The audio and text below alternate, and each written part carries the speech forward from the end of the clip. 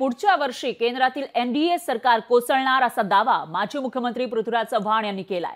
तर महाराष्ट्रामध्ये सत्तांतर घडल्यास एनडीए सरकार टिकणार नाही असं भाकीत त्यांनी वर्तवलेलं आहे। काँग्रेस नेते पृथ्वीराज चव्हाण यांनी हा मोठा दावा केलाय। नितीश कुमार आणि चंद्रबाबू नायडू पाठिंबा काढून घेतील अशी ही भविष्यवाणी पृथ्वीराज चव्हाण यांनी केली आहे। काँग्रेसचे ज्येष्ठ नेते आणि माजी मुख्यमंत्री पृथ्वीराज चव्हाण यांनी एनडीए सरकारच्या भवितव्याविषयी एक मोठं वक्तव्य केलं आहे, मोठं भाकीत केलेलं आहे। तर पुढच्या वर्षी केंद्रातील एनडीए सरकार कोसळणार आणि नितीश कुमार तसंच चंद्रबाबू नायडू हे पाठिंबा काढून घेतील असंही पृथ्वीराज चव्हाण म्हणाले। जर महाराष्ट्रामध्ये सत्तांतर झालं, महाराष्ट्रामध्ये मविया सरकार आला तर केंद्रामधील एनडीएचं सरकार कोसळणार असा दावा त्यांनी केला।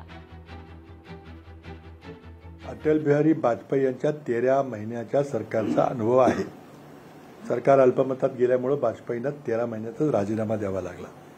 त्याचा पूर्व संदर्भ देत मी म्हणालो होतो की हरियाणा आणि महाराष्ट्रातल्या निवडणुकीमध्ये विद्यमान भारतीय जनता पक्षाचा जर पराभव झाला तर देशातली हवा कुठल्या दिशेनं वाहते आहे हे चंद्रबाबू नायडू आणि नितीश कुमार पाहतील।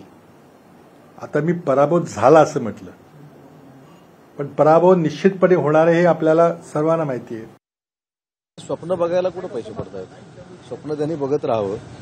पूर्वी काँग्रेसची सत्ता महाराष्ट्रातनं का गेली याचं देखील आत्मचिंतन करावं। आता या आरक्षणाच्या बाबतीतली काँग्रेसची भूमिका ही महाराष्ट्रासमोर आणि देशासमोर आल्यामुळं आता वेगळ्या कुठेतरी ट्रॅकवर काहीतरी गोष्टी घेऊन जाव्यात म्हणून कदाचित चव्हाण साहेबांचा हा प्रयत्न असावा।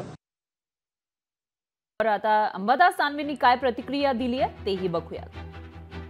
नितीश कुमार चंद्रबाबू हे बिनभरोशाचे लोक आहेत। नितीश कुमारांचा किती वेळेस भाजपबरोबर आले, किती वेळेस ते लालू यादव बरोबर गेले, किती वेळेस संघाला बोलले, किती वेळेस भाजपाला बोलले। असं असताना मला असं वाटतं पृथ्वीराज चव्हाण साहेब बोलतात याच्यात काही कोणती असत्यता मला वाटत नाही। लोकशाही मराठी ऐका, पहा, जागरूक रहा।